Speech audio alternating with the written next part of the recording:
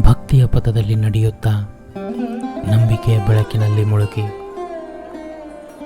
ಇಂದಿನ ನಮ್ಮ ಪಯಣ ನಮ್ಮನ್ನು ಕರೆದೊಯ್ತದ ಪವಿತ್ರ ಕೋಲ್ಹಾಪುರ ಮಹಾಲಕ್ಷ್ಮೀ ದೇವಿಯ ಚರಣಗಳಲ್ಲಿ.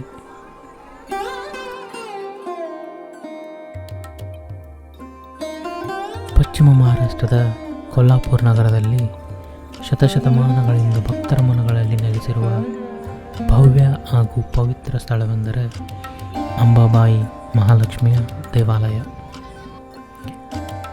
ಈ ದೇವಾಲಯವು ಕ್ರಿಸ್ತಶಕ 7ನೇ ಶತಮಾನದಲ್ಲಿ ಚಾಲುಕ್ಯರ ರಾಜ ಕರಣ್ ದೇವನ ಕಾಲದಲ್ಲಿ ನಿರ್ಮಿಸಲಾಗಿದೆ. ಮಹಾಲಕ್ಷ್ಮಿ ಅಮ್ಮನಿಗೆ ಇಲ್ಲಿ ಅಂಬಾಬಾಯಿ ಅಂತ ಕರೀತಾರೆ. ಇವತ್ತು ಅಂಬಾಬಾಯಿ ದರ್ಶನ ಪಡ್ಕೊಂಡು ಅದರ ಇತಿಹಾಸನೂ ನೋಡೋಣ ಬನ್ನಿ. ಇಲ್ಲಿ ಅಮ್ಮನ ವಿಗ್ರಹ ಸ್ವಲ್ಪ ವಿಶೇಷ. ಅಮ್ಮನವರ ಮೂರ್ತಿ ಪೂರ್ವಮುಖವಾಗಿ ಇದೆ ಮತ್ತು ಇಲ್ಲಿ ನಡೆಯೋ ಕಿರಣೋತ್ಸವ ನೋಡೋದು ಅಂದರೆ ಕಣ್ಣಿಗೆ ಹಬ್ಬನೇ. ವರ್ಷದಲ್ಲಿ 2 ಸಲ ಬರುತ್ತೆ. ಸೂರ್ಯನ ಬೆಳಕು ನೇರವಾಗಿ ಅಮ್ಮನವರ ಮುಖಕ್ಕೆ ಬಿದ್ದಾಗ ಅದು ನೋಡೋಕ್ಕೆ ಒಂದು ಅದ್ಭುತ.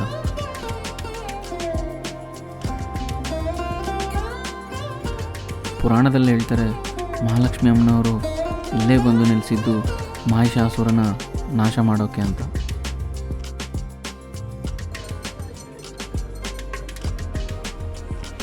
ಭಕ್ತರ ಪ್ರಕಾರ ಅಂಬಾಬಾಯಿ ದೇವಿಯು ಪ್ರತಿದಿನವೂ ಭಕ್ತರ ಕಷ್ಟಗಳನ್ನು ನಿವಾರಿಸಿ ಆರ್ಥಿಕ ಸುಖ ಶಾಂತಿಯನ್ನು ನೀಡುತ್ತಿದ್ದಾರೆ.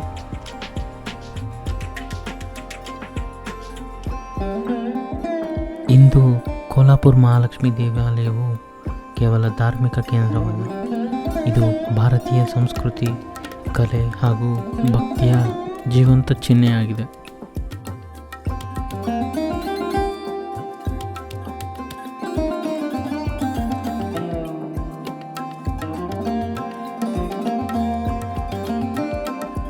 ನಾನು ಈ ದೇವಸ್ಥಾನಕ್ಕೆ ವಿಸಿಟ್ ಮಾಡಿರೋದು ನನಗಂತೂ ತುಂಬ ಖುಷಿ ಆಗ್ತಾಯಿದೆ. ಮನಸ್ಸಿಗೆ ನೆಮ್ಮದಿ, ಸಂತೋಷ.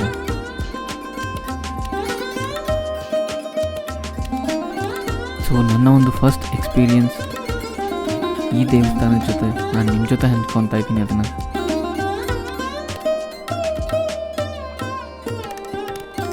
ಇದೇ ಥರ ಮುಂದಿನ ವೀಡಿಯೋದಲ್ಲಿ ಸಿಗೋಣ. ಅಲ್ಲಿವರೆಗೂ ಟಿಲ್ ದೆನ್ ಟೇಕ್ ಕೇರ್.